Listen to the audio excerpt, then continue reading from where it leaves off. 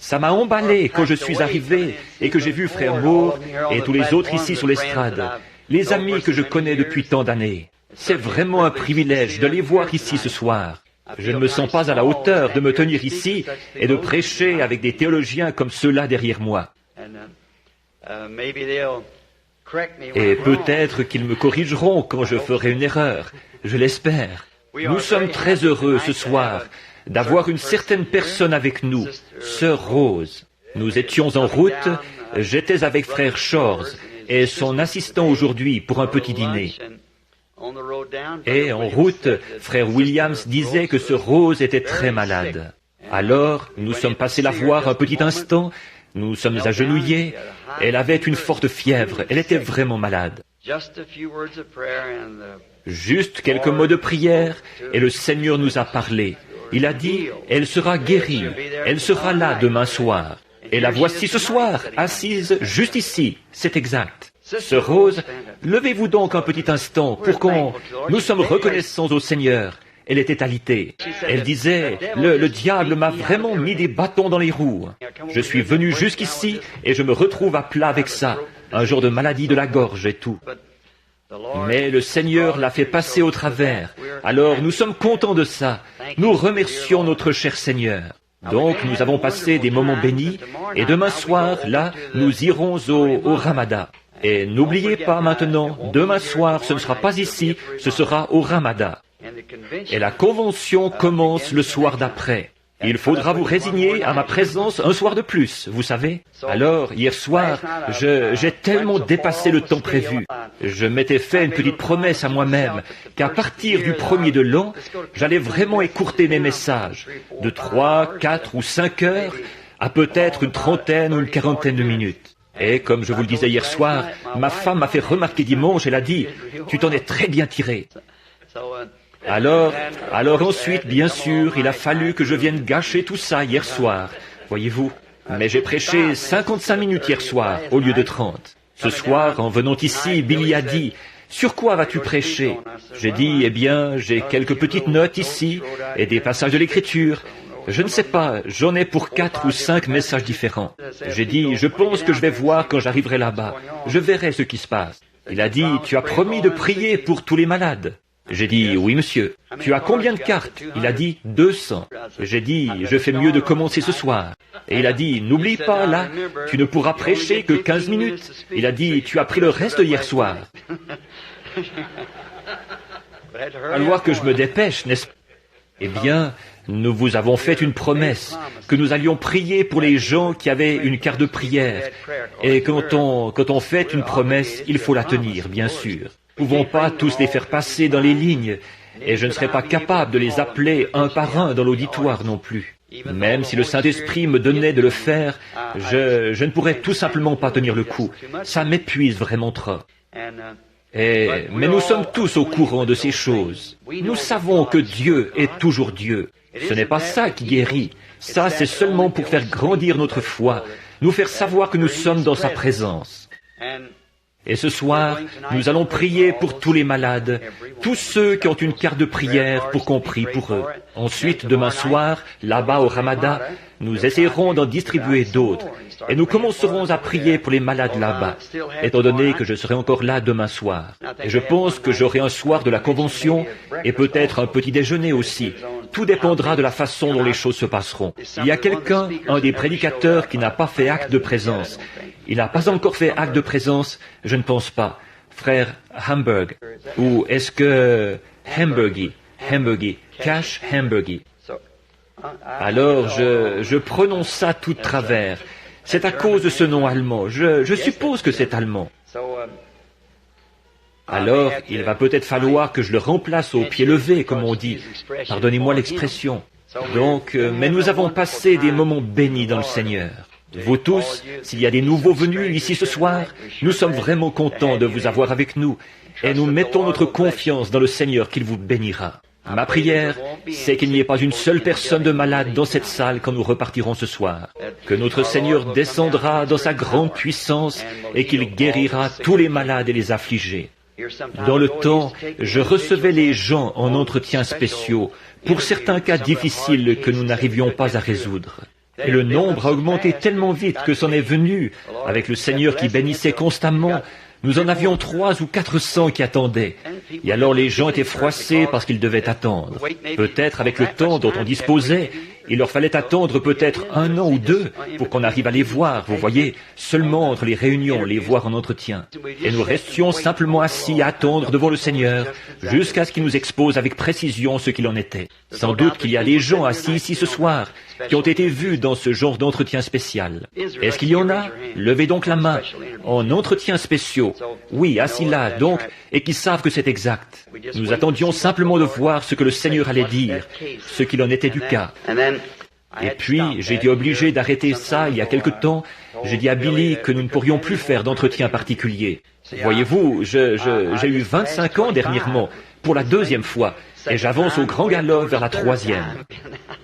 Et alors, quand on prend de l'âge un peu, eh bien, pour une raison ou pour une autre, on n'arrive plus à suivre comme avant. On fait des plus petits pas. Et bien sûr, frère Mort, lui, il n'est pas encore au courant de tout ça. Je pense que nous avons à peu près le même âge.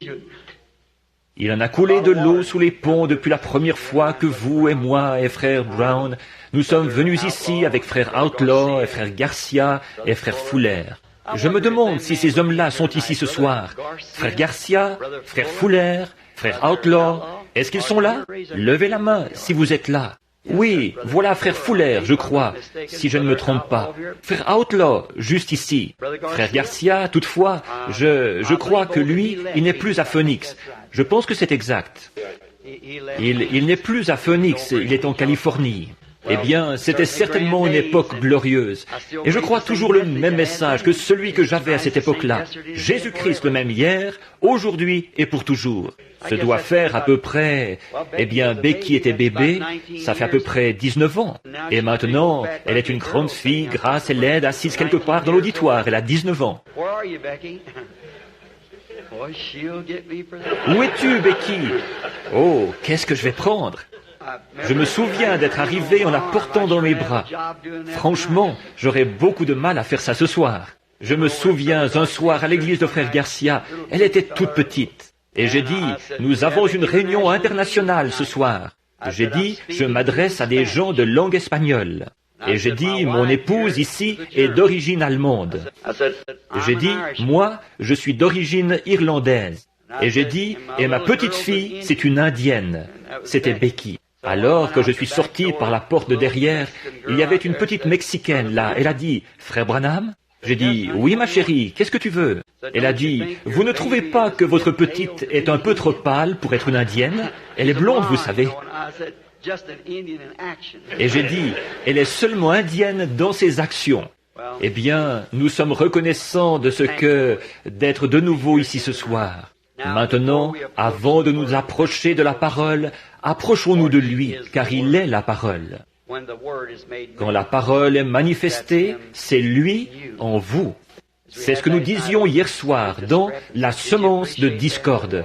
Est-ce que ça vous a plu? La bénédiction du Seigneur? Moi, je me suis vraiment plu à vous apporter le message.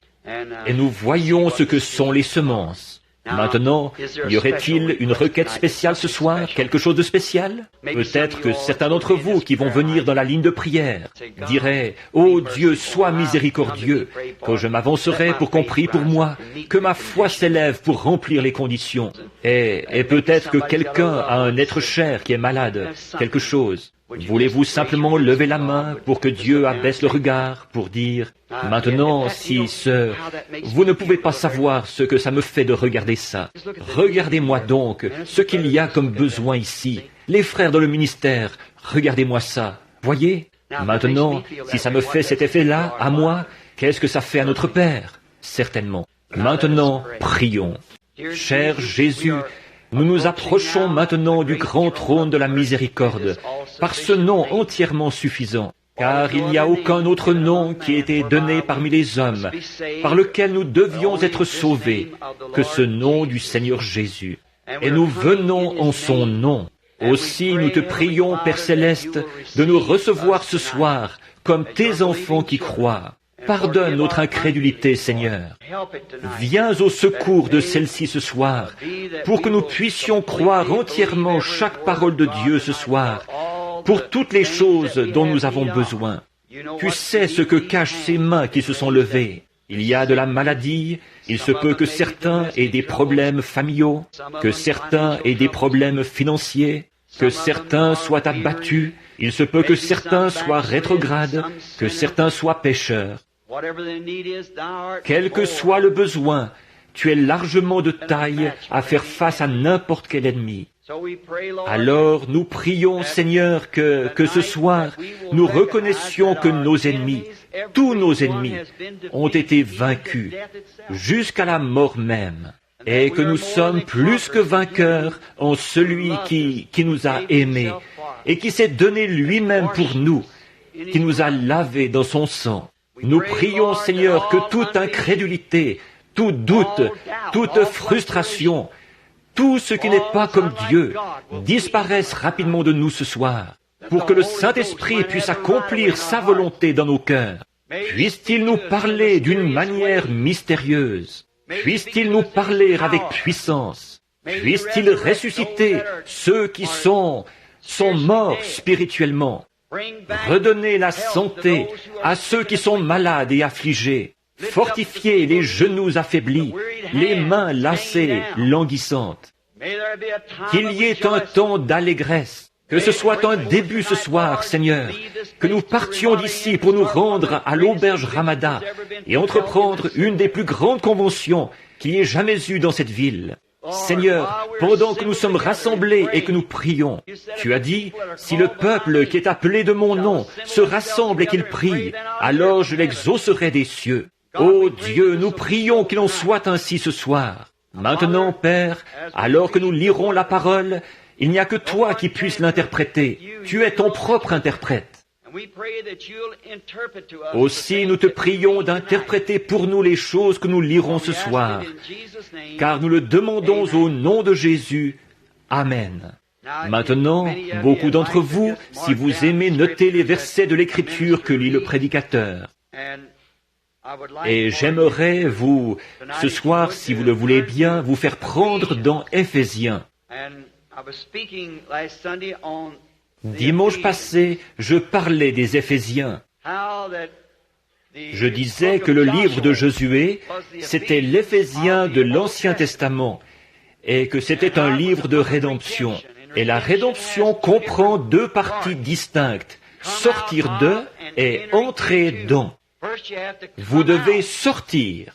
Certaines personnes veulent faire entrer le monde avec eux, mais vous devez sortir du monde pour entrer en Christ. Vous devez sortir de l'incrédulité pour entrer dans la foi. Il ne doit rien y avoir qui vous bloque le passage.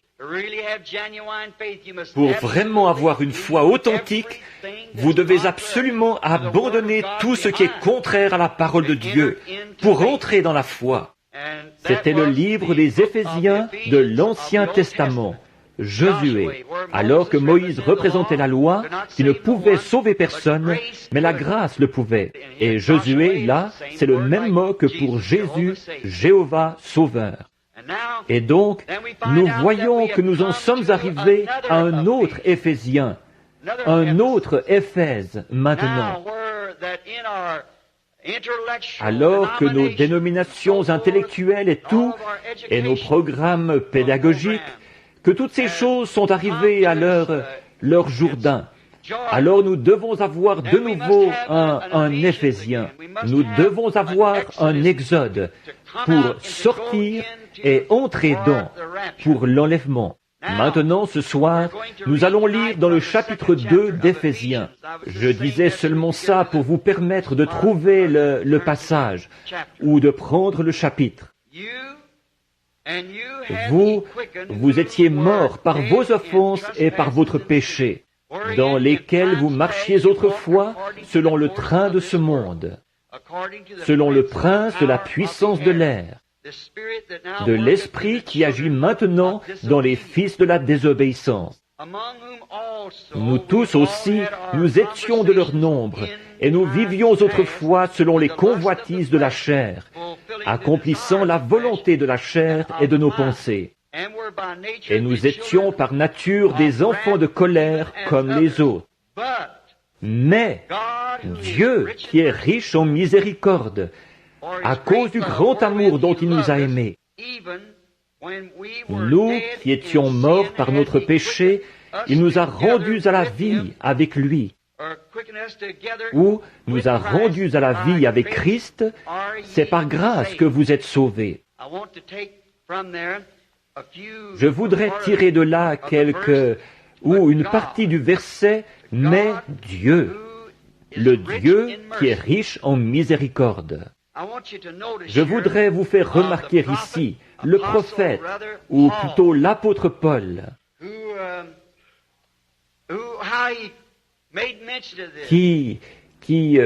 ce qu'il dit là, il vous a rendu à la vie, vous qui étiez autrefois morts. Il vous a rendus à la vie, vous qui étiez autrefois morts, morts par votre péché et par vos offenses, marchant selon le train de ce monde, le désir de la chair, et accomplissant le désir de nos pensées.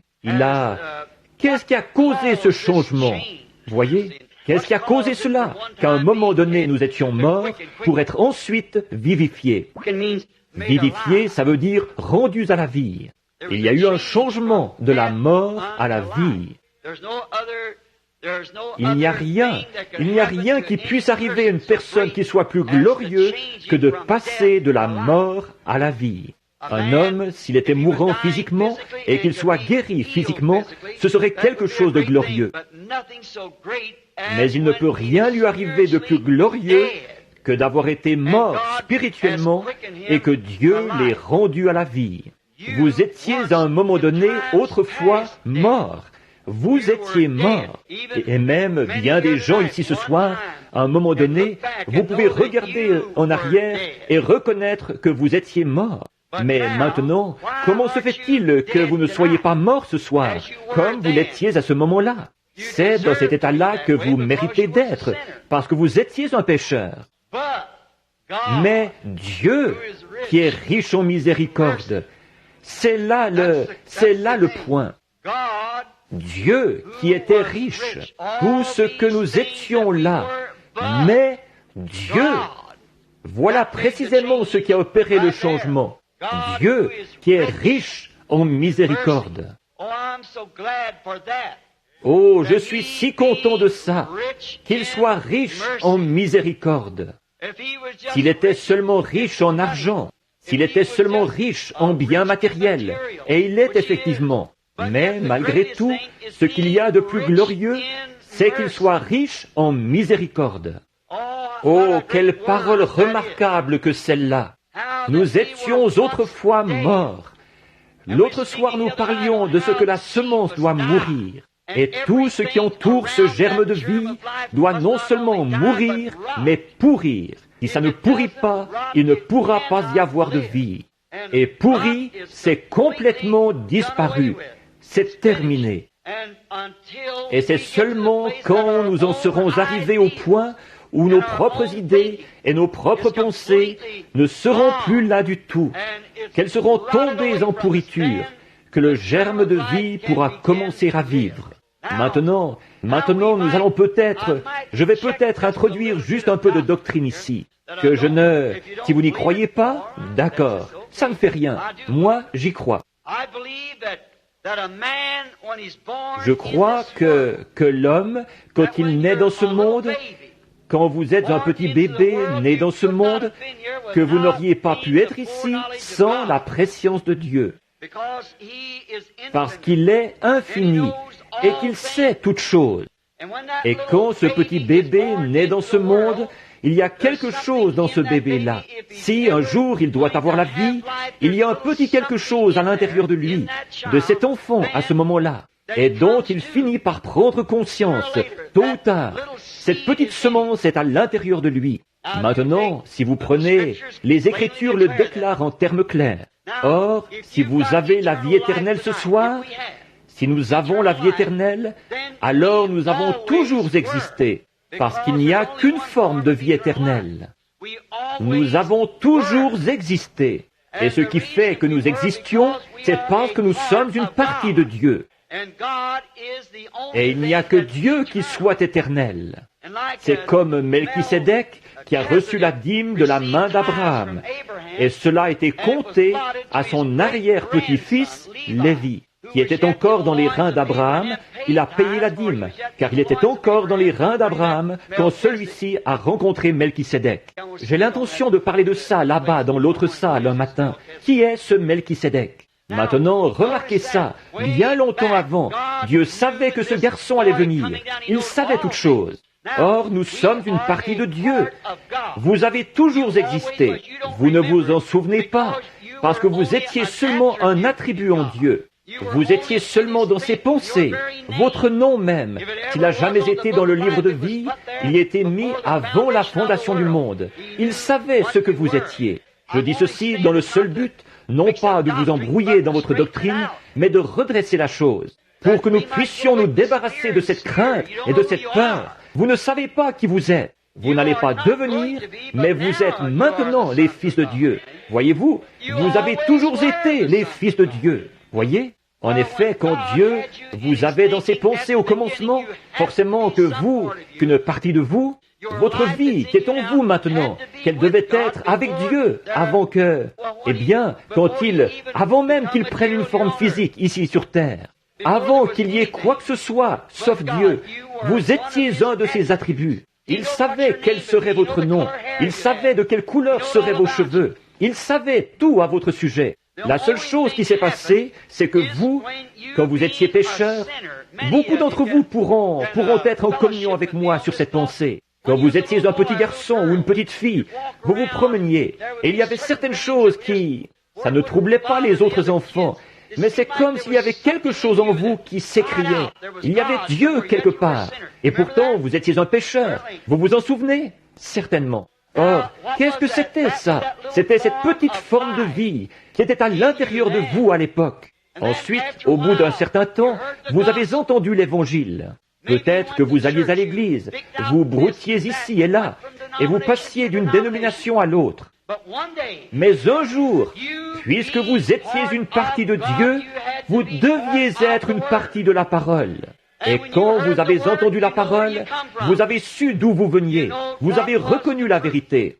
Vous avez toujours été. La semence avait toujours été en vous. La parole a vu, la parole qui était en vous, qui existait avant la fondation du monde, a vu la parole. Et vous êtes venus à elle. C'est comme mon histoire du petit aiglon, de ce petit aiglon qui était éclos sous une poule. Et le petit marchait avec les poulets, la poule gloussait et lui, il ne comprenait pas son gloussement. Et les petits poulets, les aliments dont ils se nourrissaient dans la basse-cour, ils ne comprenaient pas ça, comment ils arrivaient à faire ça. Mais il y avait quelque chose en lui qui était différent, semble-t-il, de ce poulet. C'est parce que, dès le départ, il était un aigle. C'est exact.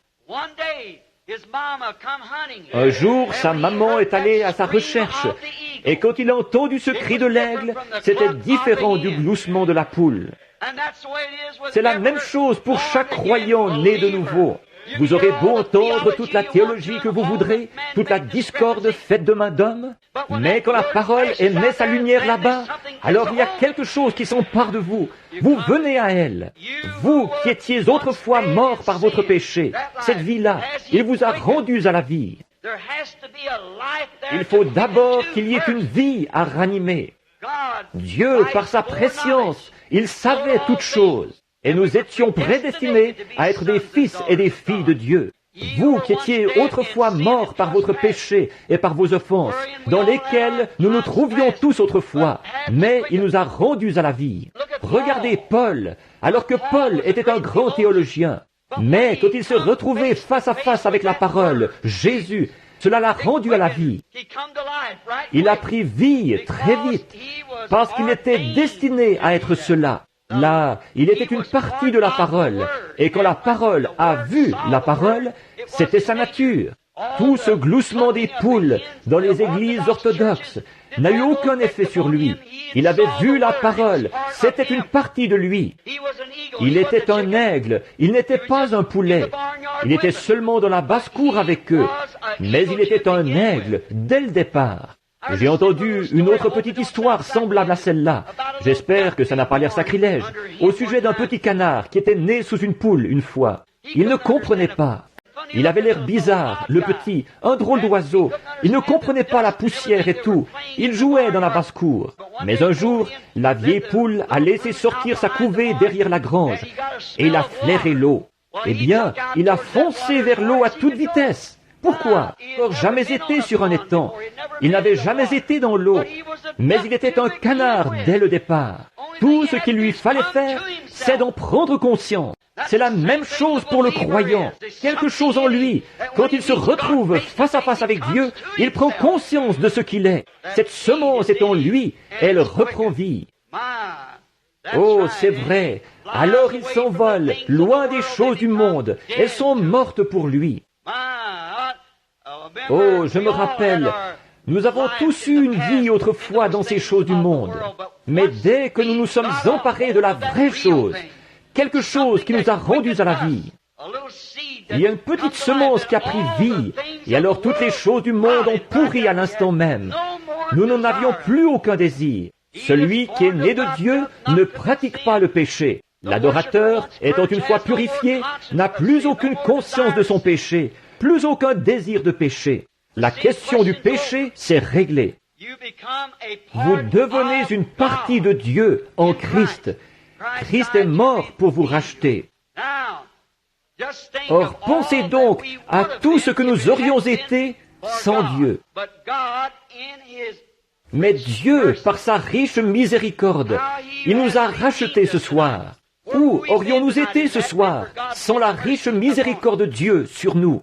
À un moment donné, le monde était tellement rempli de péchés. L'homme avait étendu la corruption sur la terre, au point que Dieu s'affligeait même d'avoir créé l'homme. La tête entière n'était qu'une plaie vive, le corps entier. Et Dieu s'affligeait même d'avoir créé l'homme. Alors il a dit, « Je ferai périr l'homme que j'ai créé. Il les fera périr parce qu'il n'y a rien que de la corruption en lui. » Et la race humaine tout entière aurait été anéantie à ce moment-là. Mais Dieu, riche en miséricorde, n'a pas permis que l'innocent périsse avec le coupable. Alors il s'est retiré et il a pourvu d'un moyen pour ceux qui voulaient entrer, qui voulaient faire ce qui est bien. Il a pourvu d'un moyen de miséricorde pour ceux qui désiraient la miséricorde. Il a préparé une arche. Autrement dit, il a mis des ailes à ses aigles pour qu'ils puissent s'envoler au-dessus du jugement et ne pas se noyer avec les poulets. Mais donc il a pourvu d'un moyen d'échapper au jour de Noé. C'est ce qui l'a amené à faire cela, à pourvoir. C'est parce qu'il était riche en miséricorde.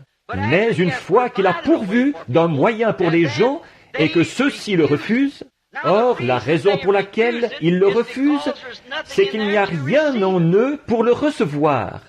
Il n'y a rien pour le recevoir. Ma mère disait, on ne peut pas faire sortir du sang d'un navet parce qu'il n'y a pas de sang dans un navet. Donc, s'il n'y a aucune forme de vie à l'intérieur pour recevoir cela, alors on ne peut pas le recevoir. C'est pour ça que les pharisiens pouvaient regarder Jésus bien en face et l'appeler Belzébul. C'est parce qu'il n'y avait rien en eux qui puisse le recevoir. Mais tous ceux que le Père m'a donnés, il a dit, viendront à moi. Ce leur sera présenté d'une manière ou d'une autre. Parfois, on peut parler aux gens dans la rue, leur parler du Seigneur, et vous riront au nez. Eh bien, nous devons le faire de toute façon. Mais écoutez, nul ne peut venir à moi si mon Père ne l'attire premièrement. C'est Dieu qui doit attirer.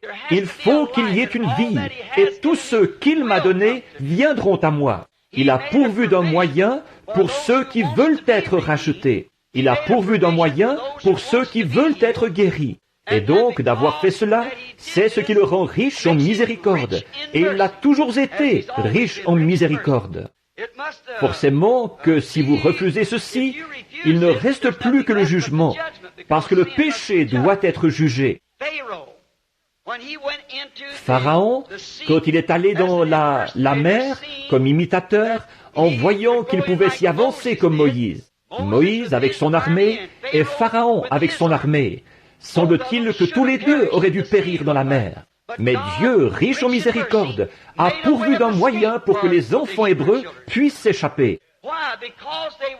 Parce qu'ils suivaient le sentier du devoir. Ils suivaient la parole. Or, le seul moyen d'obtenir miséricorde, c'est ça, c'est de suivre les directives que Dieu nous a données pour que nous les suivions. C'est seulement là qu'il peut exercer sa miséricorde. C'est quand nous suivons ce qu'il a dicté. Comme ce petit débat que j'ai eu il n'y a pas longtemps avec un ministre qui disait que j'enseignais une doctrine apostolique pour ce jour-ci. Je crois que j'en ai parlé il y a un soir ou deux, ou à un moment donné, de ce qu'il m'avait dit. Vous essayez d'introduire dans cet âge-ci une doctrine apostolique. Il a dit, l'âge apostolique a pris fin avec les apôtres. Je lui ai demandé, eh bien, croyez-vous la parole? Il a dit, oui. J'ai dit, dans Apocalypse 22, 18, il est dit que quiconque retranchera un seul mot de ceci, ou y ajoutera un seul mot, pas deux mots, là, un seul mot, en retrancher un seul mot. Il a dit, je crois ça. J'ai dit, dans ce cas, moi, je peux vous dire quand l'âge apostolique a été donné, quand les bénédictions apostoliques ont été données à l'Église. Maintenant, vous, dites-moi où Dieu les a retirées de l'Église, par la parole. Vous ne pouvez pas le faire, ça n'y est pas. J'ai dit, maintenant souvenez-vous, Pierre, le jour de la Pentecôte, c'est lui qui a inauguré l'âge apostolique. Il leur a dit à tous, repentez-vous et soyez baptisés au nom de Jésus-Christ pour la rémission de vos péchés, et vous recevrez le don du Saint-Esprit. Car la promesse est pour vous, pour vos enfants et pour ceux qui sont au loin, en aussi grand nombre que le Seigneur notre Dieu les appellera. Si vous voulez écouter le gloussement d'une poule dénominationnelle quelconque et vivre là-bas dans les choses du monde, alors ça prouve qu'il y a quelque chose qui ne va pas.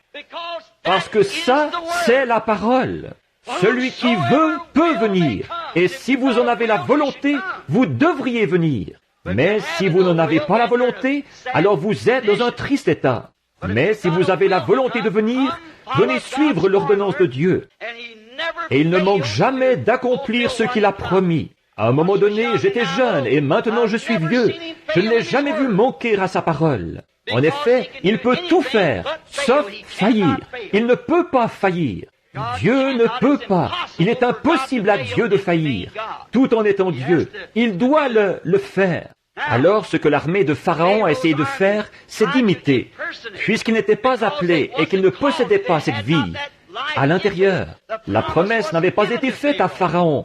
La promesse d'un pays promis ne lui avait pas été faite. Et un imitateur, quand il essaie de suivre un vrai croyant qui, lui, a été appelé à ça, il ne fait qu'en produire une grotesque caricature. C'est ça le problème de notre système religieux d'aujourd'hui. Il y a trop de gens qui essayent d'imiter le Saint-Esprit, trop de gens qui essayent d'imiter le baptême, trop de gens qui essayent d'imiter l'âge apostolique. C'est pour les croyants et pour eux seuls. Dieu a pourvu d'un moyen, lui qui est riche en miséricorde, pour que ses enfants ne périssent pas. Il a pourvu d'un moyen pour eux. Donc Pharaon, en essayant de continuer à les poursuivre, il s'est noyé dans les eaux mêmes qui ont sauvé Moïse et son groupe. Or, Moïse n'a pas été noyé, parce que Dieu est riche en miséricorde envers ceux qui suivent la voie qu'il a pourvue. Amen. Voyez-vous ce que je veux dire? Ce soir, ces gens qui ne croient pas à la guérison divine, ces gens qui ne croient pas au baptême du Saint-Esprit, comment peuvent-ils recevoir quoi que ce soit? Dieu est riche en miséricorde envers ceux qui sont prêts à le suivre. Lui, pas un credo, mais Dieu. Dieu est la parole, et elle a été faite chair et a habité parmi nous. Là, pour qu'il puisse manifester les autres attributs de Dieu. Le corps, Jésus, c'était le corps de Dieu, un attribut. Moïse l'a vu passer, l'a vu de dos. Aucun homme n'avait vu sa face. Mais maintenant, nous l'avons vu. Nous l'avons contemplé, nous le voyons. Lui, le sacrifice. Or, voyez-vous, il était un attribut de Dieu, manifesté, la parole. C'est ce qu'il était. Et tout croyant qui vient à Dieu devient l'attribut de Dieu de sa parole. Il est utilisé pour manifester la parole qui est promise pour son jour. Voyez, C'est exact. Dieu, riche en miséricorde, n'a jamais permis que nous soyons sans témoignage. Il est riche en miséricorde. Maintenant, nous voyons que Dieu a été très miséricordieux envers Moïse là-bas, dans la mer Morte, ou plutôt dans la mer Rouge là-bas. Ensuite, il a dit là, dans Exode 19, 4, il a dit, « Je vous ai porté sur des ailes d'aigle, amenez vers moi.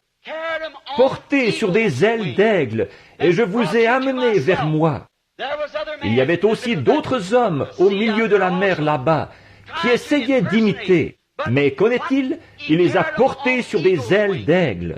Or Dieu compare toujours ses prophètes à des aigles. Qu'est-ce que c'était? Moïse était son messager. Il suivait Moïse, et c'était ça les ailes d'aigle qui les portaient, parce qu'il avait le message de Dieu avec lui. Et c'est ce que les gens suivaient. En suivant Moïse avec son message de délivrance, c'est Dieu qu'ils suivaient. Et la Bible dit, ils ne périrent pas avec ceux qui n'ont pas cru. En effet, Dieu était riche en miséricorde envers eux, parce qu'ils suivaient ses commandements. Dieu veut que nous suivions ses commandements. Nous pourrions dire la même chose de Corée et de Dathan, et de leurs bandes d'incrédules qui ont essayé d'imiter. Ils ont essayé d'infliger quelque chose au programme de Dieu. Ils n'aimaient pas l'idée d'un programme limité à un seul homme. Ils n'aimaient pas ça. Il leur fallait avoir quelque chose à y faire. Corée a dit, « Voyons, il y a d'autres hommes que toi qui sont saints, Moïse. Tu agis comme s'il n'y avait que la terre sur, ou plutôt comme s'il n'y avait que toi sur la terre. » Et il a dit, tu ne devrais pas faire ça. Il y a d'autres hommes ici. Moïse savait que c'était à lui de conduire les enfants jusque dans le pays promis, parce que la promesse lui avait été faite à lui. Il devait les conduire au pays promis. Et aujourd'hui, le Saint-Esprit est ici pour confirmer la parole de Dieu. Et c'est ça, l'aile d'aigle qui doit nous porter. Pas une théologie faite par l'homme, mais c'est porté sur les ailes de l'aigle que nous devons nous rendre au pays promis. Et là, ils allaient faire venir une bande de poulets. C'est ce que Corée envisageait, vous savez, pour qu'ils se présentent là et qu'ils imitent l'aigle. Et à ce moment-là, Dieu a dit, « Sépare-toi d'eux. » Et il a englouti le monde. Il aurait englouti toute la chose, toute la création. Mais Dieu a été riche en miséricorde envers ceux qui essayent de suivre sa parole. Toujours, Dieu est riche en miséricorde. Beaucoup d'entre eux se sont rangés du côté de Moïse. Et Dieu a ouvert la terre et a englouti l'incroyant. L'incroyant périra toujours. Ceux qui n'ont pas cru, bien qu'ils soient sortis et aient marché pendant un bout de temps, mais Jésus a dit, ils sont tous morts. Mort, c'est l'anéantissement. Ils sont morts. Pensez un peu à ces gens-là. Ils étaient sortis. Ils avaient vu les miracles de Dieu. Ils avaient vu la main puissante de Dieu. Ils avaient savouré la manne. Et ils sont allés écouter un homme nommé Balaam, qui a perverti le moyen pourvu par Dieu, par son enseignement qui était contraire à la parole. Nous sommes tous frères, alors rassemblons-nous tous. C'est un autre système à la Balaam qui est en train de se monter aujourd'hui. Rassemblons-nous tous. Ça ne fonctionnera pas. Marchons avec l'aigle Jéhovah. Vous êtes des aiglons. De tout le groupe, seulement 3 ont été sauvés, Moïse, Caleb et Josué. Tous les autres ont péri dans le désert. Jésus l'a dit dans Jean chapitre 6. Dieu, dans sa miséricorde, n'a pas permis qu'ils périssent, parce que, avec les autres, les incroyants, ils ont tous péri en plein désert, et ils sont morts. Dieu a sauvé Moïse et les croyants, les aigles, parce qu'ils avaient égard à sa parole. Et aujourd'hui, mon ami, le seul moyen pour nous de trouver grâce devant Dieu, Dieu est riche en miséricorde aujourd'hui. Mais nous devons respecter ce qu'il en a dit. Vous ne pouvez vraiment pas prendre ce que quelqu'un d'autre a dit. Vous devez prendre ce que Dieu a dit. Il a dit que toute parole d'homme soit un mensonge et que la mienne soit vraie. Aujourd'hui, on nous dit, tout ce que vous avez à faire, à bien des endroits, c'est d'adhérer à l'église, avoir un credo ou quelque chose comme ça, ou réciter une prière, mettre votre nom dans le livre, être aspergé ou baptisé d'une certaine manière, ou quelque chose comme ça. C'est tout ce que vous avez à faire. Mais c'est faux. Pour être un aigle de Dieu, vous devez suivre la parole, jour après jour. Vous devez vous nourrir de la parole, continuellement. Or, voilà que nous les retrouvons après ça, de nouveau en train de murmurer, la foi affaiblie, après que Dieu leur avait fait miséricorde. Nous les retrouvons en train de murmurer contre Dieu. Et d'avoir fait ça, ils se mouraient de morsures de serpent. Eh bien, ils l'avaient bien mérité, certainement. Toute personne qui se méprendrait sur la parole de Dieu et qui ferait ces choses qu'ils ont faites, ils méritaient la mort. Ils le désirent, le méritaient tous de mourir dans le désert. Mais quand ils ont été tellement malades que ni le docteur Moïse lui-même, ni personne ne pouvait rien y faire, et qu'ils mouraient par milliers. Mais Dieu, riche en miséricorde, il a pourvu d'un moyen d'échapper pour ceux qui croiraient en lui. Il a fait un antidote contre ça, en élevant un serpent d'airain. Dieu, dans sa riche, Dieu a pourvu d'un moyen d'échapper pour que ses enfants qui croient puissent être guéris. Dieu s'intéresse à tout ce qui ne va pas, à tout ce que vous envisagez. Quelle que soit votre condition sociale, Dieu s'intéresse à vous. Vous êtes son enfant et il est riche en miséricorde. Il veut vous aider. Après, les gens ont péché en prenant la chose même que Dieu leur avait donnée pour qu'elle leur serve d'expiation, le serpent d'airain, qui représentait le péché déjà jugé. Et ils ont idolâtré ce don-là. Et ça, c'était encore un péché. Dieu ne partagera sa gloire avec personne. Par conséquent, nous ne pouvons pas avoir 2, 3 ou 4 dieux. Il n'y a qu'un seul Dieu. Il ne partagera sa gloire avec rien d'autre. Il est le seul Dieu, voyez-vous. Donc, et les païens, eux, ils ont de nombreux dieux. Nous avons le seul Dieu, et il ne partagera pas sa gloire avec un autre. Pas plus qu'il ne permettra que quoi que ce soit devienne une idole devant lui. Bien qu'il ait pourvu d'une expiation pour le peuple, et que c'était la parole de Dieu, c'était juste. Mais quand ils se sont mis à idolâtrer cela, alors ils se sont attirés des ennuis. Or, c'est exactement la même chose, je crois, qui est arrivée à nos âges de l'Église. Dieu nous a envoyé le message, celui de Martin Luther, avec son message, de John Wesley, le message pentecôtiste.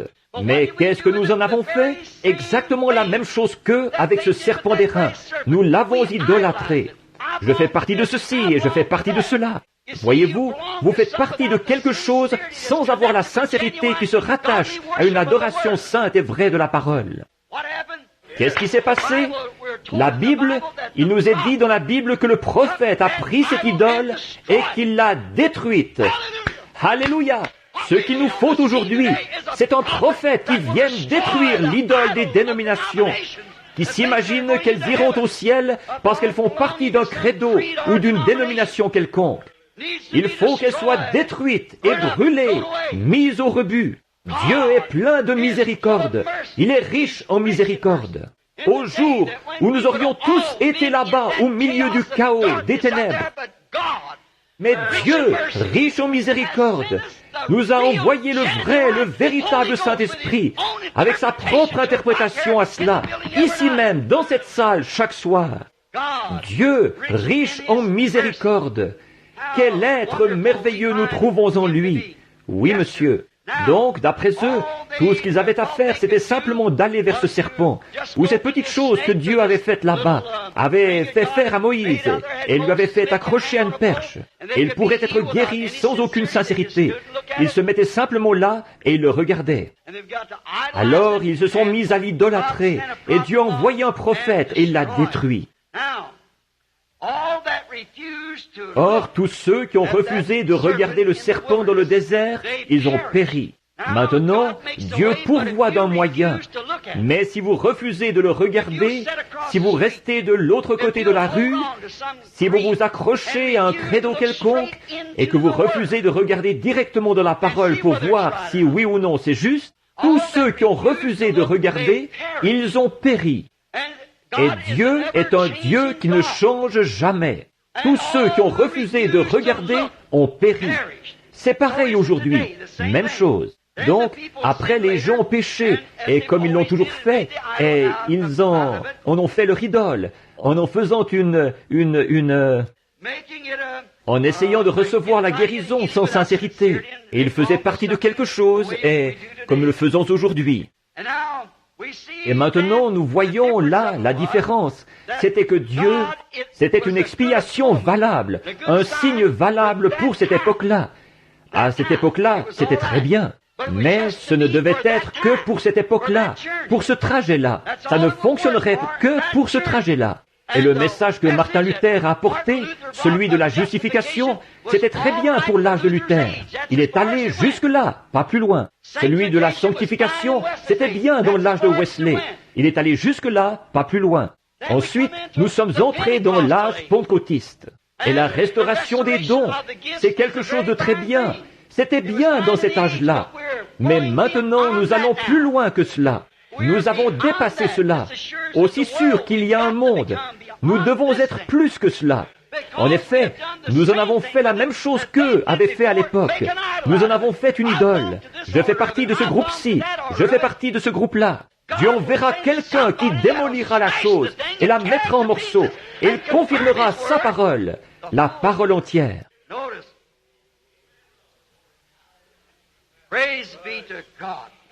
Remarquez, gloire à Dieu. Or, nous voyons que c'est bien vrai. Dieu, riche en miséricorde. Ensuite, après que le prophète a détruit ça, il ne leur restait plus aucun signe de guérison, d'expiation, parce que leur idole avait été détruite. Mais Dieu, riche en miséricorde, leur en a fait un autre. Et qu'est-ce qu'il a fait là? Il a agité l'eau de la piscine au temple. Et beaucoup de gens venaient et étaient guéris en entrant dans cette eau. Jésus est allé à cette même piscine et il a vu un homme qui était couché là depuis bien des années. Il attendait le mouvement de l'eau. Vous voyez, Dieu, riche en miséricorde. Bien qu'ils aient idolâtré cette chose-là, bien que le prophète ait été obligé de la démolir, Dieu a pourvu d'un autre moyen pour eux, parce qu'il est riche en miséricorde. Il veut qu'ils soient guéris. Aussi, il a pourvu d'un moyen pour leur guérison. Bon, donc, ça a continué. Le monde est devenu toujours plus rempli de péchés, toujours plus, tout le temps. Finalement, le monde était tellement rempli de péchés que Dieu aurait pu le détruire. Il a dit dans Malachie 4, « De peur que je ne vienne frapper le pays d'interdit ». Il aurait pu le faire. Juste la question.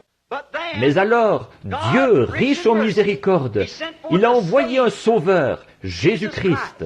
Il a envoyé Jésus pour qu'il soit à la fois sauveur et guérisseur. En effet, il a dit, comme Moïse a élevé le serpent d'airain dans le désert, il faut de même que le Fils de l'homme soit élevé, dans le même but.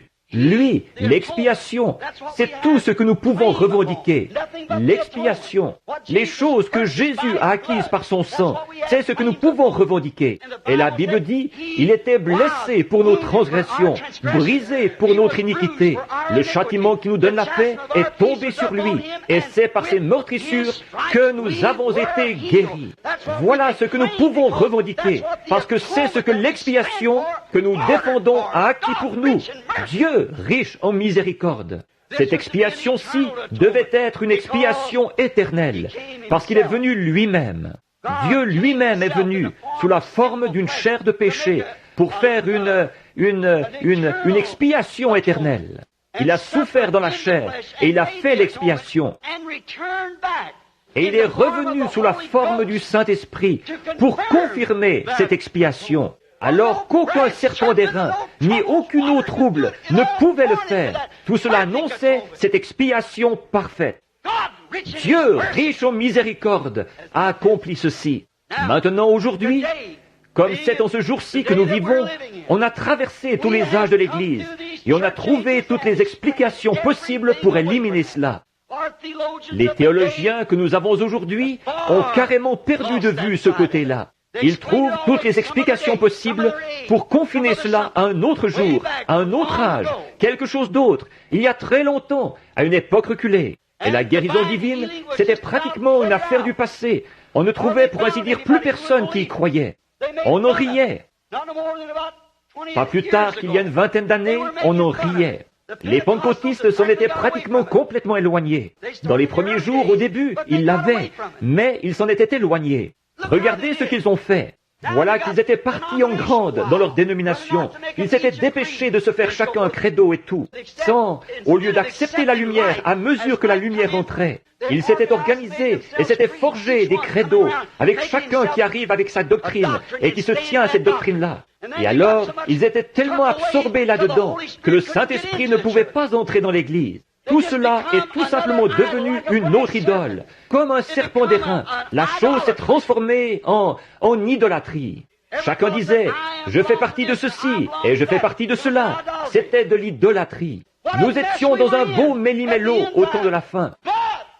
Mais Dieu, riche en miséricorde, a renvoyé le Saint-Esprit sur nous et il confirme sa parole ce soir comme il l'avait promis. Dieu avait promis qu'il ferait ces choses. Regardez ce qu'il a fait. Regardez ce qu'il a fait. Or, nous voyons là la manière dont il avait promis qu'une chose se produirait dans chaque âge. Et nous voyons que la chose s'est produite exactement telle qu'elle, selon ce qu'il avait dit qu'il ferait, parce qu'il est riche en miséricorde, qu'il fait toujours miséricorde, et ce pour accomplir chaque parole qu'il a promise. Il doit forcément le faire, et toujours, pour être Dieu. Il agit toujours ainsi. Sa parole s'accomplit toujours en son temps. Sa semence qu'il a mise en terre. Qu'est-ce qu'il a fait? Il l'a placée ici, dans la parole, et c'est une semence. Et chaque fois que l'âge en question arrive, cette semence-là mûrit. Et alors, il y a une réforme. C'est ce qu'il a promis, et c'est ce qui se produit. Or, nous ne méritions pas ces choses. Nous ne méritions pas ces bénédictions de Dieu. Parce que nous étions partis en quête des choses du monde. Nous nous étions jetés dans l'égarement de Caïn. Caïn qui a construit un bel hôtel et une belle église et qui mettait des fleurs dessus en pensant que c'était exactement ça. C'était des pommes ou des poires ou des grenades ou quelque chose que son père et sa mère avaient mangé dans le jardin d'Éden. C'est à cause de ça qu'ils avaient été chassés. Alors, c'est ça qu'il a offert à Dieu. Et Dieu a refusé. Mais Abel, par la foi, offrit à Dieu un sacrifice plus excellent que celui de Caïn. Et aujourd'hui, la Bible dit dans Jude qu'ils se sont jetés dans la voie de Caïn. Ils se sont perdus par la révolte de Corée. Voyez-vous, se sont jetés dans la voie de Caïn. Ils construisent des hôtels, ils construisent des églises, des dénominations. Ils les ornent bien, elles sont grandes, avec plus de membres que les autres. Ils font entrer toutes sortes de choses, tout ce qui arrive, qui a sauté en l'air, ou qui a donné une poignée de main, ou qui a été baptisé d'une certaine manière, ou qui a parlé en langue, ou qui a couru partout dans la salle. Ils mettent le nom de ces gens-là dans le livre. C'est vrai. Et ensuite, ils attaquent la vérité vraie qui est prêchée, et ils la nient. Comment est-ce possible? Remarquez, nous étions dans un beau méli-mélo. Remarquez. La Bible dit, ils ont suivi la voie de Balaam et ils se sont perdus par la révolte de Corée. Ils se sont perdus par la révolte. La révolte de Corée, qu'est-ce que c'était? Mais t'imagines-tu que tu es le seul homme qui soit saint? Mais Dieu, nous sommes tous saints. Toute l'Église est comme ça, toute, chaque. Nous devrions tous nous rassembler. C'est ça que nous devrions faire. C'est là qu'ils se sont perdus, en faisant ça. Et nous le méritions vraiment.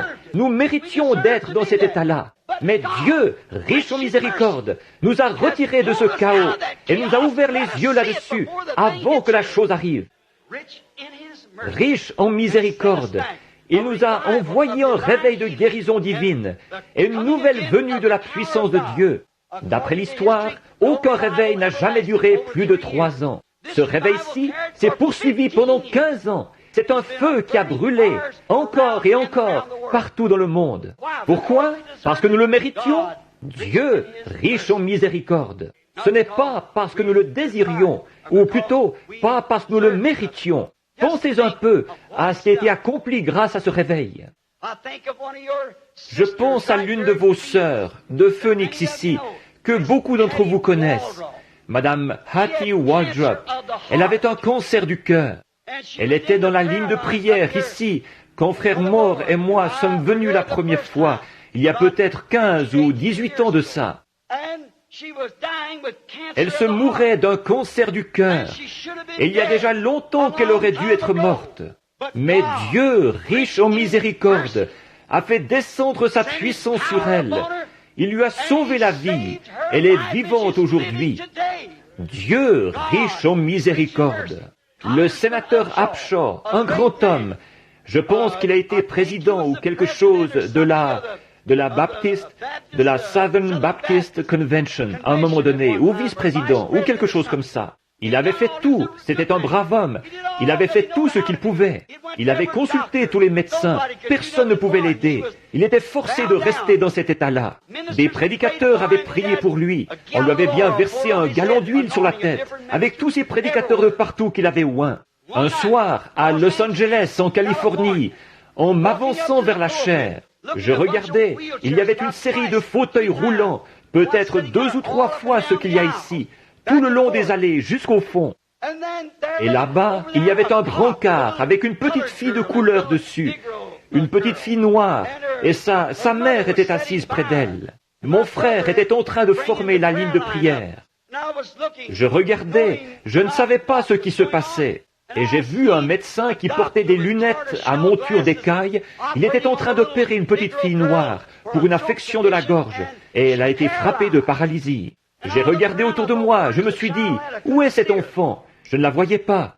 Au bout d'un moment, tout au fond, sans espoir, une charmante petite fille d'environ 7 ou 8 ans, condamnée à être paralysée jusqu'à la fin de sa vie.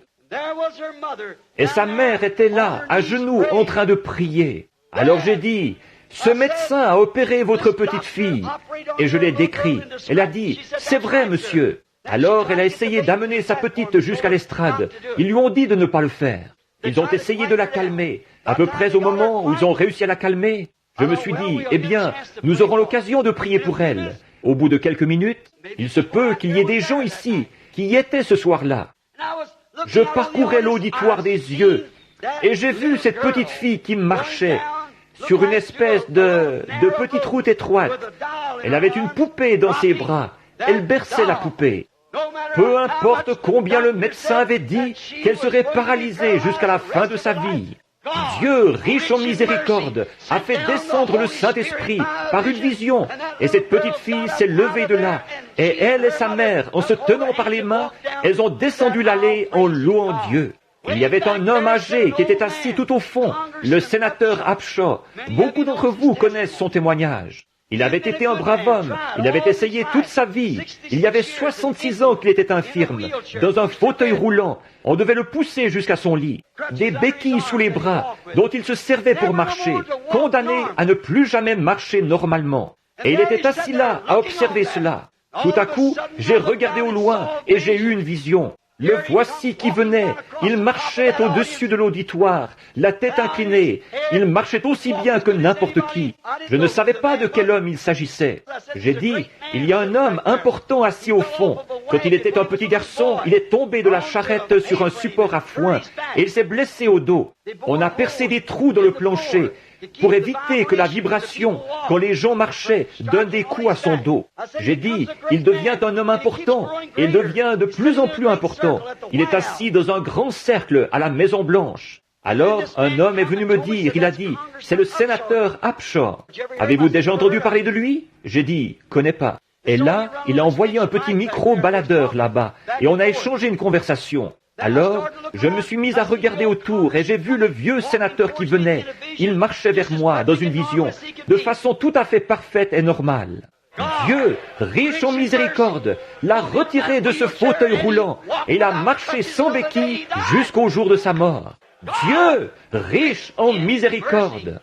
Alors que les médecins avaient échoué, alors que la science avait échoué, alors que tout le reste avait échoué, Dieu a été riche en miséricorde envers le sénateur Upshaw. Je pense à moi-même. Quand j'étais petit garçon, je me souviens que aujourd'hui les gens me traitent de misogyne. La raison de ça, c'est parce que j'ai vu tant d'immoralité chez les femmes quand j'étais gamin. Je les détestais. Je ne les déteste plus maintenant parce que je sais qu'il y en a des bonnes. Mais je me souviens, il y avait tant de pourriture, d'immoralité. Et je me disais, oh, jamais je n'irai parmi les gens. Je n'ai pas d'instruction. Alors, je ne m'instruirai pas. Un petit gamin assis là, pas même une chemise sur le dos, avec mon manteau attaché en haut comme ceci, avec une épingle de sûreté. Et il faisait très chaud. L'institutrice disait, « William, tu n'as pas chaud avec ton manteau sur le dos ?» Je disais, « Non, madame, j'ai plutôt froid. » Et elle me faisait aller près du poêle. Elle mettait du bois dans le poêle. Et j'étais presque en train de griller. Je n'ai pas eu de chemise pendant toute cette saison-là. Je me disais, si un jour j'avais assez d'argent, à un moment donné, que je puisse m'acheter une carabine 30-30, je serais venu m'installer ici, dans l'Ouest, pour vivre ici et chasser jusqu'à la fin de ma vie. Je ne voulais rien avoir à faire avec les gens.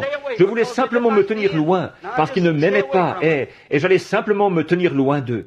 Et puis, chaque fois que j'allais en ville pour parler à quelqu'un, que je voyais des gars que je connaissais dans la rue, je disais « Salut John, Jim, comment ça va ?»« Oh, bonjour. » Vous voyez, ils ne voulaient pas me parler. Ils ne voulaient rien avoir à faire avec moi, à cause de mon papa et des autres qui fabriquaient du whisky. Et ce n'était pas moi qui faisais ça. Je n'avais rien fait, moi. Et j'aurais été comme ça. Mais maintenant, je disais à ma femme, il n'y a pas longtemps, mon mur est couvert des meilleures armes à feu qu'on peut acheter. Oh, et je pense à ces vieux vêtements sales. Ce soir, j'ai 2 ou 3 bons complets à moi. Et pas d'amis, je suis obligé d'aller me cacher dans des régions sauvages pour ne pas être avec les gens. Qu'est-ce qu'il y a? Est-ce à cause de ma personnalité? Est-ce à cause de mon instruction? Non. Dieu, riche en miséricorde, m'a vu dans cet état-là et il m'a sauvé. Je me souviens qu'on me conduisait par le bras comme un aveugle. Je ne voyais pas. Devant moi, tout était flou. J'aurais été aveugle jusqu'à la fin de ma vie. Mais Dieu, riche en miséricorde, m'a rendu la vue. J'ai 55 ans et j'ai encore une bonne vue. Dieu, riche en miséricorde, c'est tout ce que je peux dire. À un moment donné, l'Église n'avait aucun moyen pourvu pour sa guérison. Ils en avaient un, mais ils l'avaient rejeté. Mais Dieu, riche en miséricorde, leur a envoyé un don de guérison divine. C'est le Saint-Esprit parmi nous qui confirme la parole par les signes qui l'accompagnent. Dieu, riche en miséricorde. J'ai 2 ou 3 pages de notes ici, mais je ne vais pas essayer de les donner parce que je vois bien qu'il est presque l'heure de former la ligne de prière. Mais Dieu, riche en miséricorde. Beaucoup d'entre vous ici ce soir, les médecins vous ont abandonné. Il y a des gens assis dans ces fauteuils roulants. Ils ne se relèveront probablement jamais de là. Ils y sont pour toujours. Certains d'entre eux sont paralysés de différentes manières. Jamais ils ne pourraient pas se relever de là. Il n'y a aucun moyen pour eux de se relever de là. Mais Dieu, riche en miséricorde, a pourvu d'une expiation. Ne la rejetez pas, recevez-la. Il y a des hommes dans l'auditoire qui souffrent du cœur. Il y a des gens qui ont des cancers pour qui les médecins ne peuvent rien faire. Vous êtes sans espoir, sans recours dans ce monde. Mais Dieu, riche en miséricorde, a fait descendre le Saint-Esprit et il est ici même, en ce moment, pour confirmer la parole, pour prouver qu'il est le même hier, aujourd'hui et pour toujours. Parce que nous le méritons, parce que Dieu est riche en miséricorde. Amen. Alors c'est lui, c'est cette personne-là, c'est le Seigneur Jésus. Il n'est pas mort, mais il est ressuscité des morts, et il est vivant au siècle des siècles. Il est le même hier, aujourd'hui et pour toujours. Il est toujours aussi riche en miséricorde, autant qu'il l'a été à la femme qui avait une perte de sang. Elle s'est frayé un chemin à travers la foule.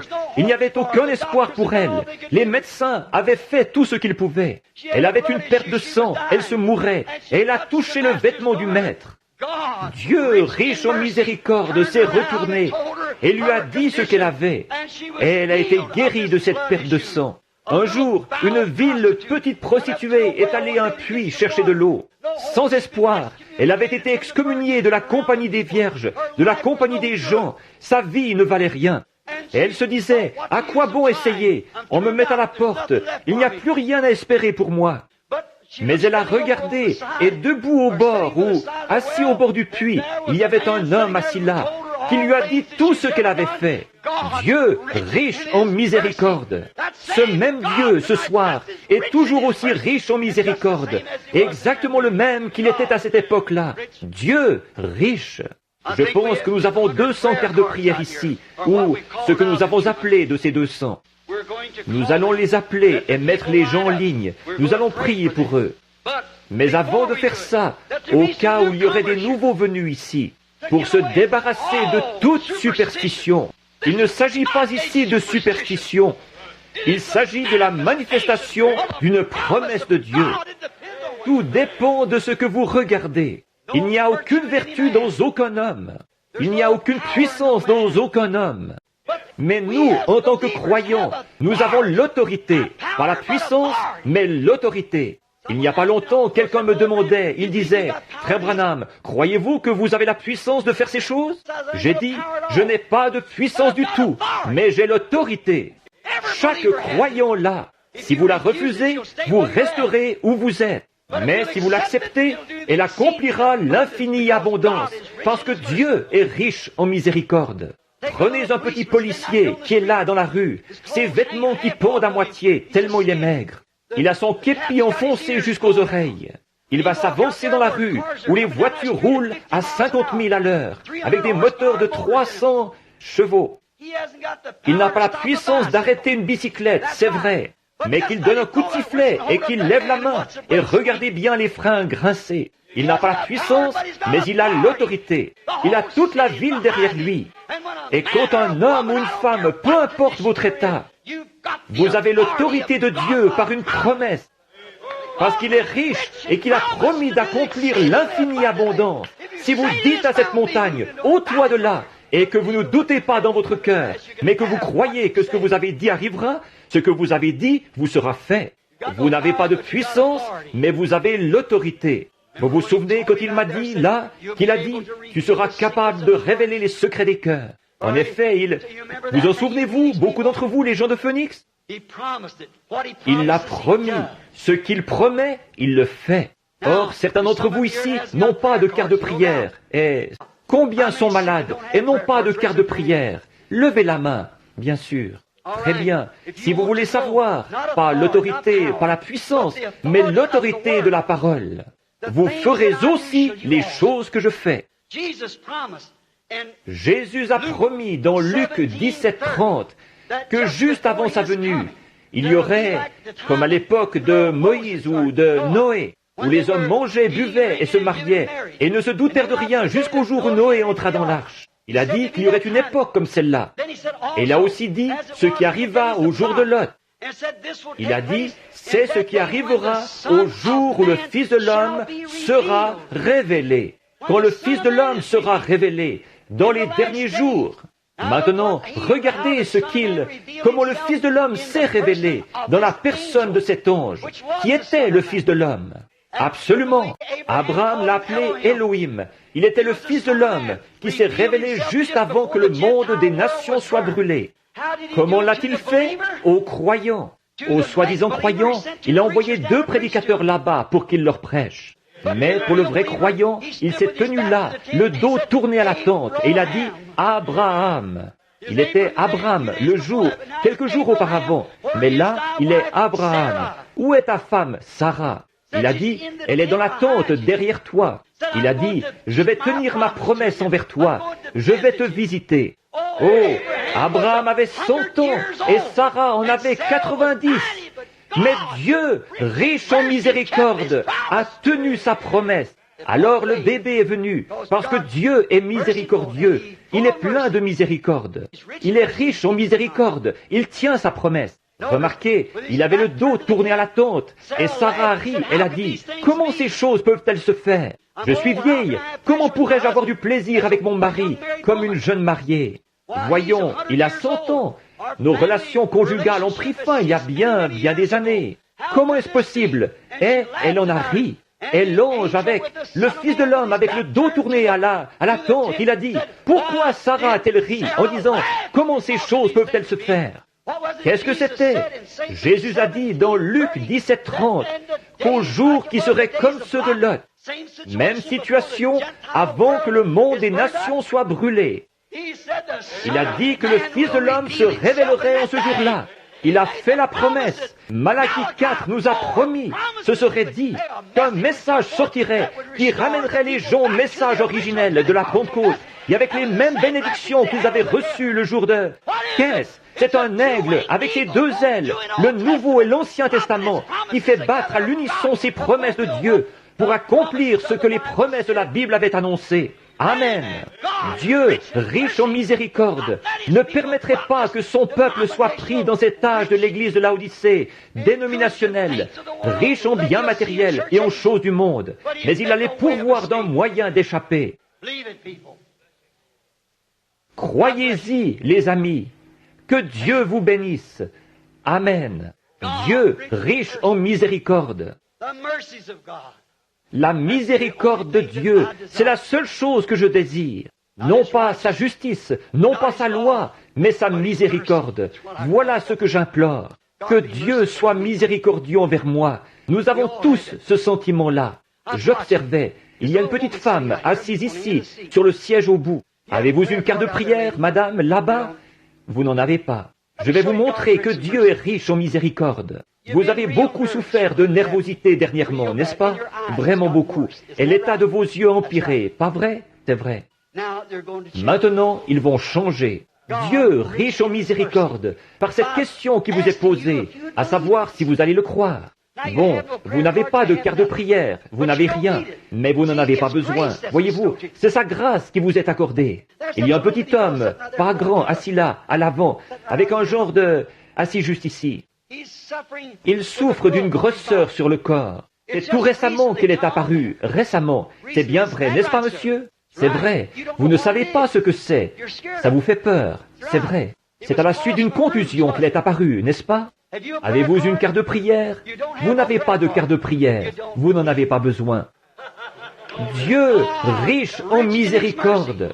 Oh, frères, sœurs, croyez Dieu. Ne doutez pas de lui. Croyez-le. C'est exact. Il y a un homme assis ici, un veston gris. Il porte des lunettes. Regardez ici, monsieur. Croyez-vous? Dieu est riche en miséricorde. Vous êtes assis là, vous avez une hernie. Croyez-vous que Dieu peut guérir cette hernie et vous redonner la santé? Assis juste ici, sur le siège au bout, en train de me regarder. Si vous croyez que Dieu peut guérir cette hernie, Dieu le fera, si vous l'acceptez. Le croyez-vous? Allez-vous l'accepter? Très bien, c'est à vous, si vous voulez seulement le croire, qu'il est miséricorde. Oui, monsieur. Il y a une dame assise ici. Elle souffre d'une mauvaise circulation dans son corps. Mais si elle croit, Dieu la guérira. Si elle le croit, je crois qu'elle va passer à côté, aussi sûr que 2 et 2 font 4. Et miséricorde, c'est ma prière. Cette femme, c'est à peine si j'ai pu voir. Madame Riley, croyez-vous que Dieu peut guérir cette mauvaise circulation? Si vous le croyez, recevez-le. Amen. Croyez seulement.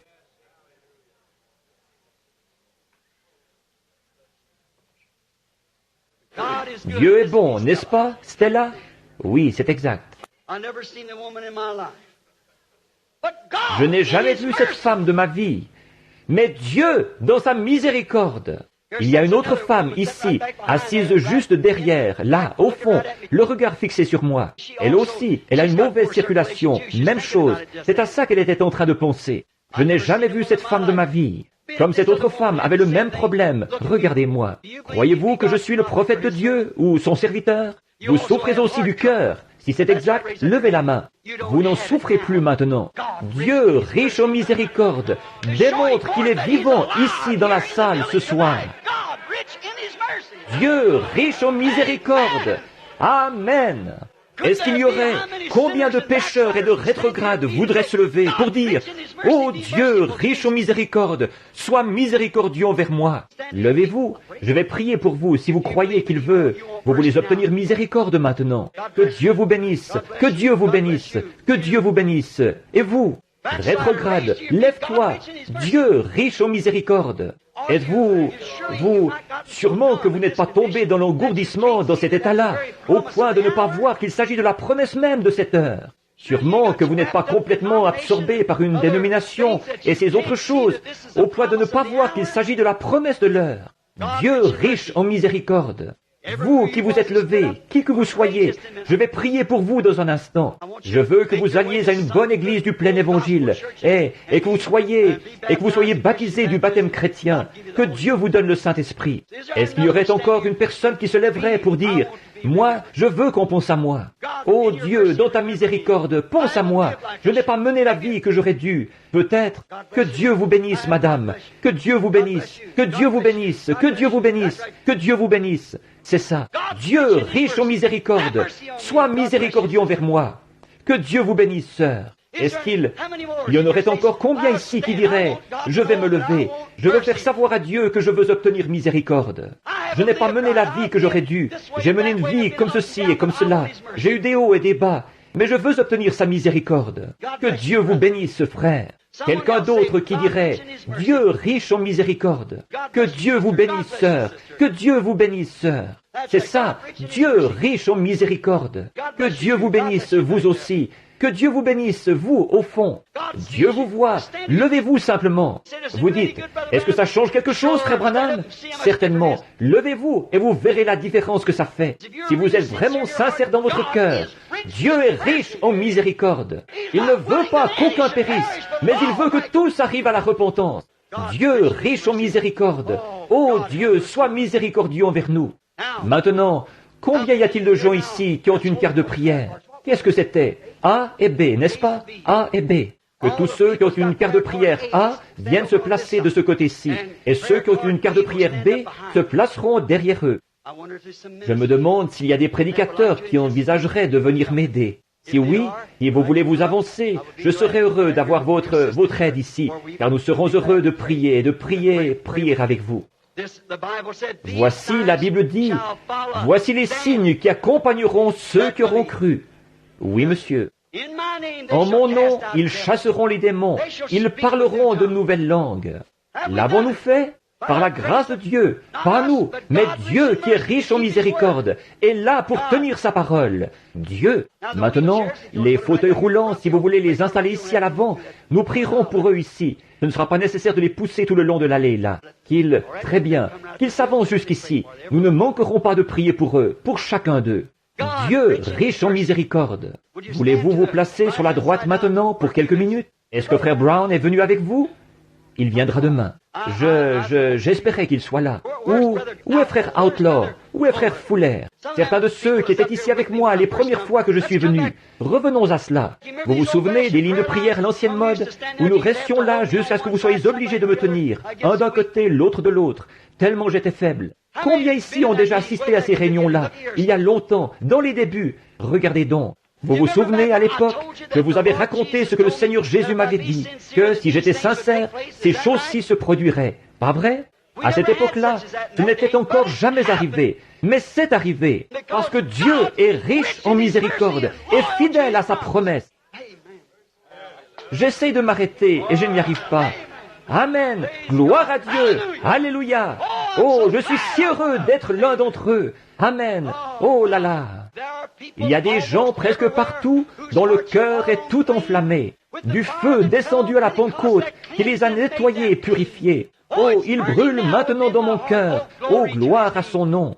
Je suis si heureux de dire, je suis l'un d'entre eux. Oh, moi, malheureux, misérable, pauvre, aveugle, le misérable que j'étais. Et maintenant, par sa miséricorde, par sa riche miséricorde, j'entrevois le royaume de Dieu.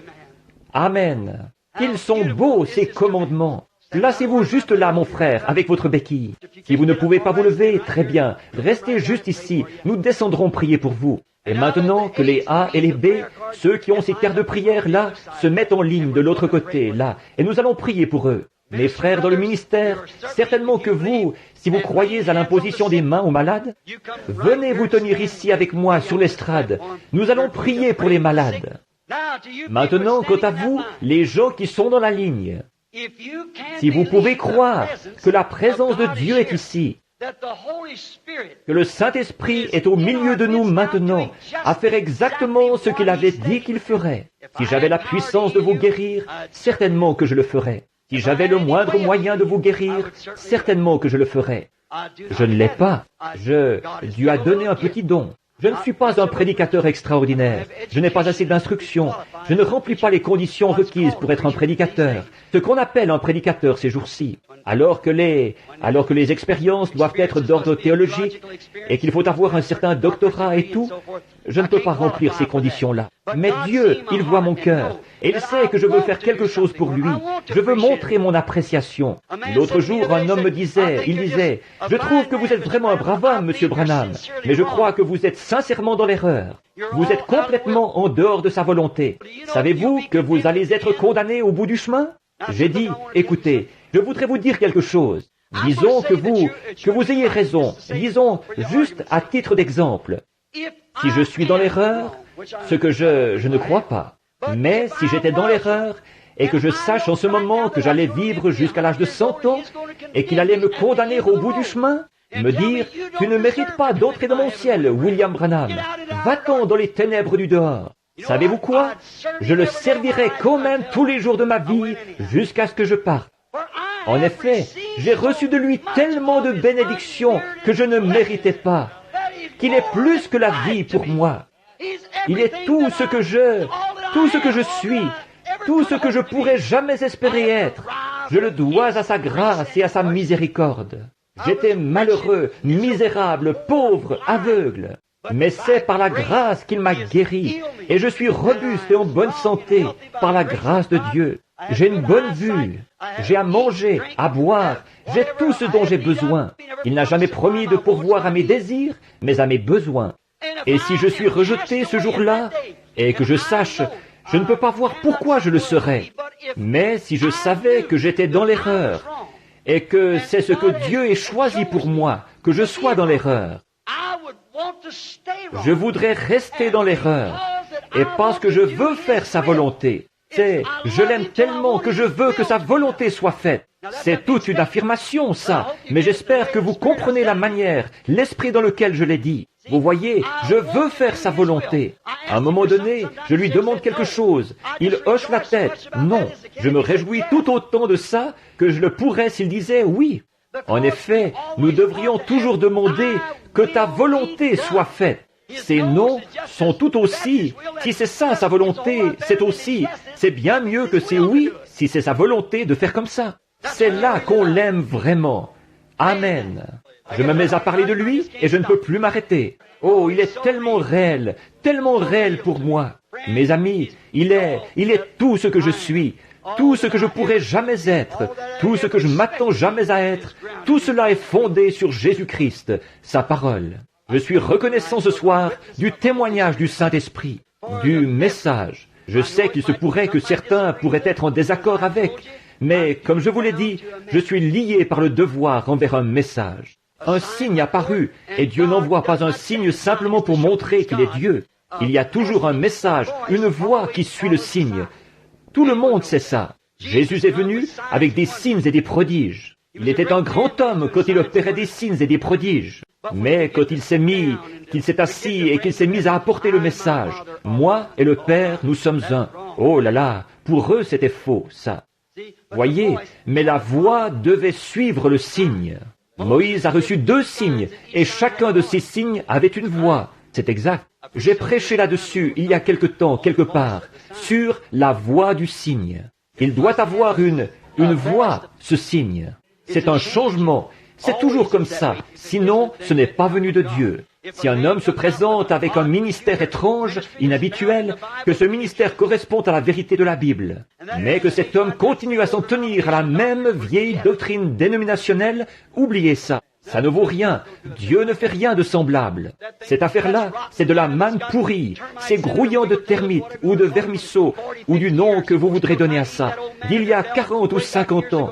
Et ils essayent encore de manger de cette vieille manne qui est tombée il y a bien des années passées. Les enfants d'Israël, quand ils faisaient route, ils tombaient de la manne neuve tous les soirs.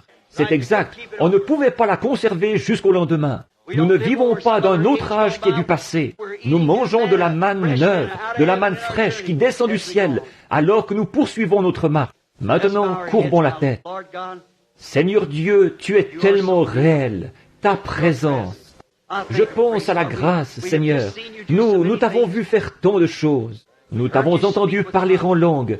Nous te voyons en donner l'interprétation par ton peuple. Ô Dieu, de te voir guérir les malades, ouvrir les yeux des aveugles, faire marcher les boiteux, entendre les sourds, parler les muets. Quel Dieu grand et puissant tu es! et de voir que tu as promis ces choses pour les derniers jours. Bien que nous trouvions beaucoup d'imitations charnelles, reste que celles-ci ne font qu'indiquer qu'il y a un vrai Dieu quelque part, qui est réellement vrai. Aussi je prie, Père Céleste, ce soir, que nous devenions tellement conscients de Dieu que nous reconnaissions que tu es ici. Et ces gens qui sont dans la ligne, quand ils passeront dans la ligne, Seigneur, en effet, si nous faisons comme ça, c'est parce que nous leur avons fait une promesse. Et tu as dit, voici les signes qui accompagneront ceux qui auront cru.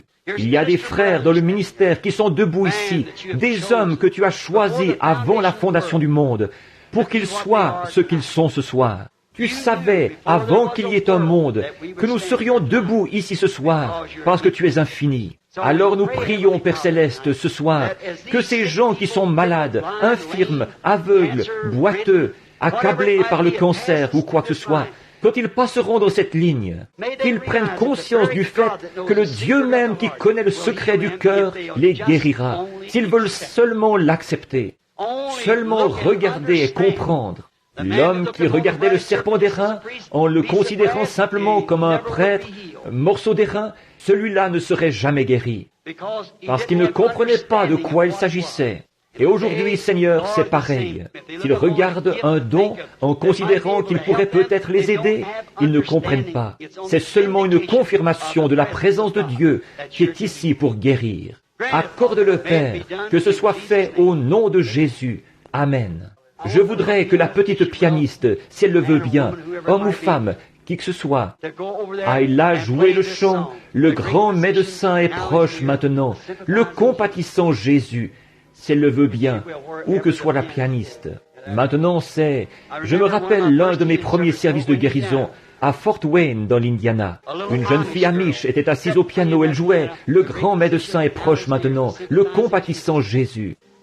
On m'a amené un tout petit sur l'estrade, il était infirme. Pendant que je priais pour le petit, d'un bond il s'est dégagé de mes bras et il s'est mis à courir sur l'estrade. La mère s'est évanouie, la grand-mère, son mouchoir en l'air, elle s'est mise à pleurer. Et cette jeune fille amiche là, qui ne connaissait absolument rien des pentecôtistes, en effet, elle était membre de l'église amiche, mais elle était en train de jouer. Sa longue chevelure a glissé sur ses épaules. Dans l'esprit, elle s'est levée. Elle s'est mise à chanter en langues inconnues. Et en harmonie avec ce chant. Et les touches du piano descendaient et remontaient en jouant « Le grand médecin est proche maintenant, le compatissant Jésus ». Amen. Il est le même hier, aujourd'hui et pour toujours. Maintenant, prions là. Maintenant que tout le monde dans l'auditoire prie, ceux d'entre vous qui vont passer dans la ligne, quand nous vous imposerons les mains, souvenez-vous, Jésus a dit que si vous le croyez, vous seriez guéris. Vous le croyez? Chantons tous là.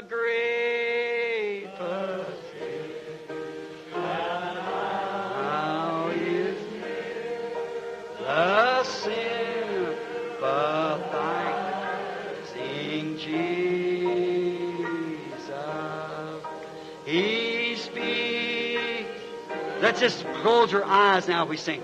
Hearts to cheer. Oh, hear the voice of Jesus. Sweet as snow in seraph's song. Sweetest name on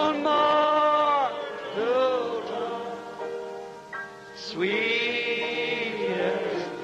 Father God, move upon the people.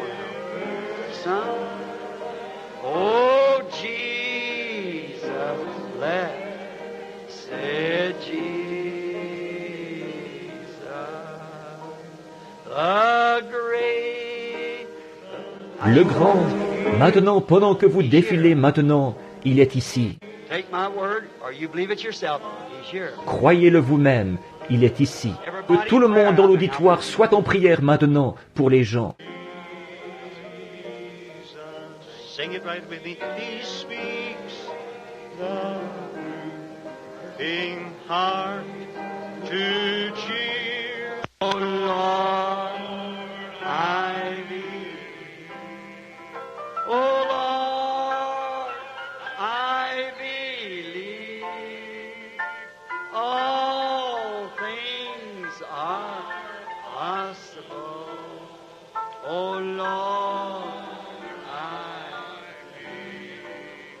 Que tous ceux qui croient lèvent la main comme ceci. Dites, je crois. Il y a un homme assis ici. La raison pour laquelle j'ai parlé longuement, il se meurt du cancer. Il s'appuie sur cette béquille. Il n'y a absolument aucun autre moyen pour cet homme de vivre, rien que Dieu. Le cancer s'est propagé partout dans ses intestins, et sans la miséricorde de Dieu, il mourra. Je souhaiterais pouvoir, parole d'encouragement à cet homme. Vous savez que les médecins ne peuvent plus rien pour vous maintenant. Vous êtes hors de la portée de la médecine, voyez-vous? Et vous n'avez qu'un seul espoir, c'est en Christ, voyez-vous? Et frère, moi aussi, un jour je mourrai. Vous devrez partir si Jésus tarde. Je devrais vous rencontrer là-bas, me tenir là, au tribunal du jugement. Et ce soir, vous savez, comme la télévision, on a découvert par la télévision que chaque fois que nous bougeons, ne serait-ce que le doigt, n'importe quoi, c'est enregistré. Chaque parole que nous prononçons est enregistrée. Maintenant, voyez-vous, la télévision a démontré ça. Or, la télévision ne fabrique pas l'image. Elle ne fait qu'orienter cette onde pour la transmettre dans le téléviseur. Voyez-vous, elle ne la produit pas. La télévision existait quand Adam a marché sur cette terre. La télévision existait quand Moïse a traversé la mer Rouge. La télévision existait quand Élie était sur la montagne du Carmel, voyez-vous. Mais on vient simplement d'en faire la découverte, voyez. Et maintenant, partout où chaque mouvement que nous faisons et chaque son, c'est enregistré sur un disque, et nous y serons confrontés au jugement. Chaque mouvement que nous faisons, nous devrons y être confrontés là-bas.